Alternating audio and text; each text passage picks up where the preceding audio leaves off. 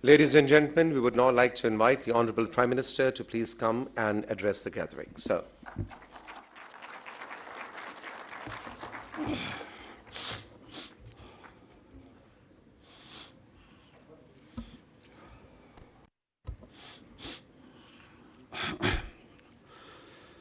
Bismillahir Rahmanir Rahim.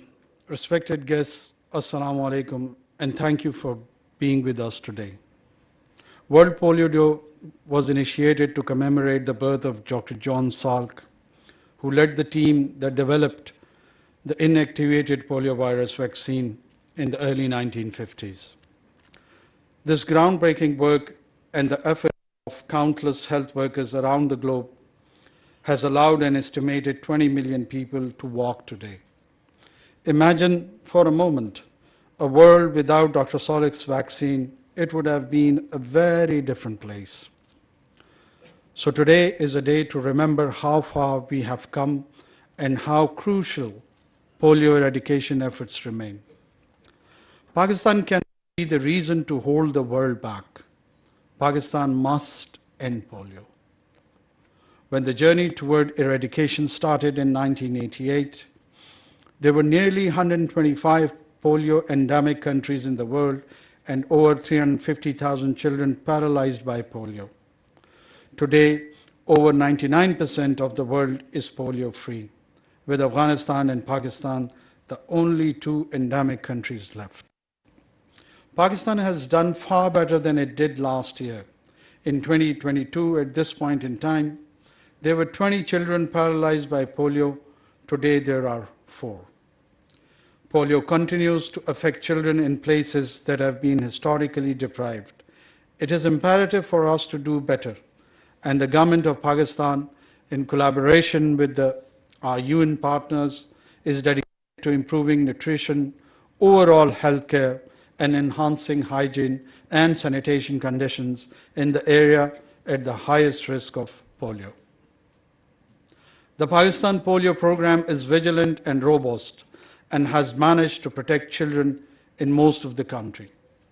At this critical juncture, my sincere gratitude to our health workers and security personnel for their determination and dedication. Our frontline heroes often work in challenging environments, facing social barriers and sometimes even threats to their safety. Yet their dedication remains unwavering. In the face of adversity, the unwavering dedication of our nation's workers and security personnel has been nothing short of remarkable. Since the declaration of the emergency in 2011, a considerable number of brave individuals have made the ultimate sacrifice, laying down their lives for the safety and well-being of our community.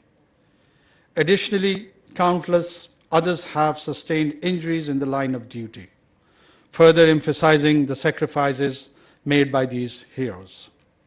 In a touching display of solidarity and recognition, the families of those who have recently fallen or been injured have been graciously invited to join a special seminar. Their presence serves as a powerful reminder that as a community, we stand together in support of this critical national cause. We must move forward to 2024 with the realization that the weight of global eradication lies very much on our shoulders. It's important for us to leave no room for the virus to spread. It is important for us to reach every parent and caregiver, to reach every child, to aggressively trace the viruses so we reach our children before the virus has a chance to permanently change their lives. All children everywhere deserve a healthy childhood, where they can play and roam free. And just like every child in the world, the children of Pakistan and Afghanistan deserve this too. This World Polio Day, let us emerge stronger in our commitment and escalate our efforts to end polio. No child should ever again live with this incurable paralytic polio because we failed to fulfill our responsibility towards them. While reading out the script, I would still prefer say something which we could call a heart-to-heart talk. Polio on the demand and supply side, as my professional cabinet member, Dr. Nadeem, has explained, in my opinion and our humble role probably is included in the demand side. What sort of roles do we play there? It's such an irony that this challenge can be addressed by increasing the demand, not the supply. The supply side is quite secure, the supply side is quite forthcoming. The supply side, we do express gratitude from all the UN partners. It would be very unfair not to mention Bill and Melinda Gates Foundation and others who has contributed. I had a meeting at the sideline of the UNGA with Mr. Bill Gates, and I did mention this to him, and I'm repeating that in every era there are people who make riches. There are outstanding individuals since documented history of the mankind. But those individuals are not remembered for what they have materially acquired in their life. Their identity and their legacy in the history is determined how they have spent. The spending is their translation of their identity. And that's what make them distinguish from the others. They chose to spend for the children who are thousands and thousands miles away from them, with whom probably they don't have any physical connection. But it is the emotional space, the common shared destiny of the mankind and humanity, where you feel emotionally responsible that each and every child deserves and should be given an equal opportunity to roam freely and healthy. And that desire generates passion, generates love.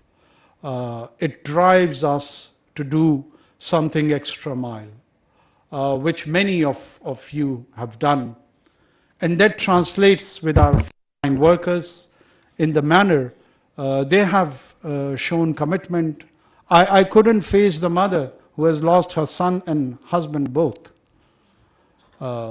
in fulfilling this social, moral, legal, I would rather even say, duty.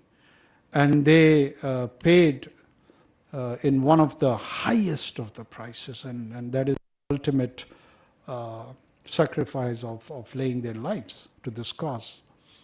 On the demand side, I am pained that unfortunately in the name of my religion, I find so much beauty in the spirituality and the approach of the religion. Amongst all the religions, my own Islam, when it narrates and tells us that God has many creations, rather countless creations, and the paragon of creation amongst them is man itself. And the biggest challenge and threat to the paragon of creation, we are trying to partner with the destroyer and standing against the forces who wants to take on that challenge in the name of religion. This is such an irony, and we do need to clarify, we do need to focus, we do need to have a healthy conversations, engaging the faith leaders and make them realize that actually you are not partnering the forces of light. Min az-zulumati ila an-nur. God is trying to take us out from the darkness to the light. This is a journey of enlightenment. And how on God's earth is it possible that in its name you inadvertently, consciously, unconsciously, willingly unwillingly partner that force of darkness. It is not acceptable. We will resist it. We will take lead. We will contribute towards that. Eliminating polio with all other ills faced by this society is our wholesome approach. And in my humble capacity, I can assure and promise before 240 million people of Pakistan, we're going to have it. We will realize this dream. We will never, ever step back. Maybe an inch, maybe a foot, maybe a mile, but it would be always a forward-going journey.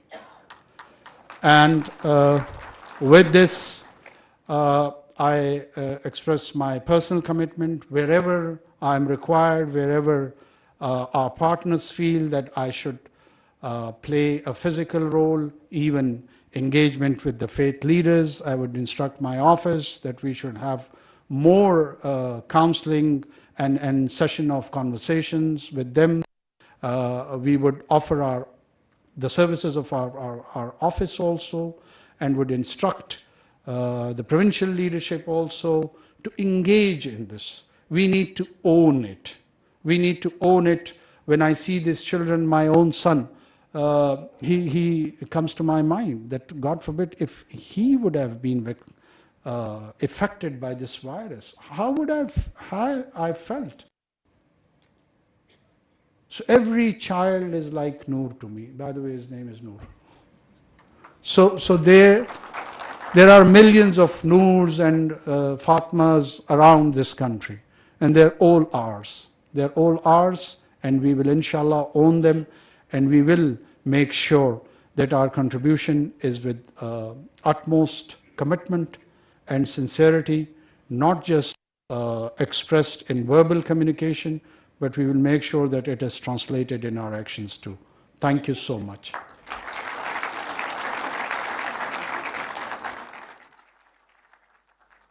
लेकिन वज़ीर आज़म अनवारुल हक काकर polio के आलमी दिन के मौके पर तकरीब से खिताब कर रहे थे। कहा कि इंसदादे पोलियो एक कौमी कॉज है जिसके लिए हम सब मुत्तहिद हैं। पोलियो के खात्मे के लिए तरजीही बुनियादों पर काम जारी है।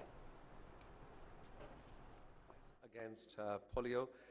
Thank you very much, Honorable Prime Minister. In fact, you have been hosting us today here in this auditorium because this is your office. So this speaks of the commitment that you and your cabinet and your colleagues have to eradicate polio from this country.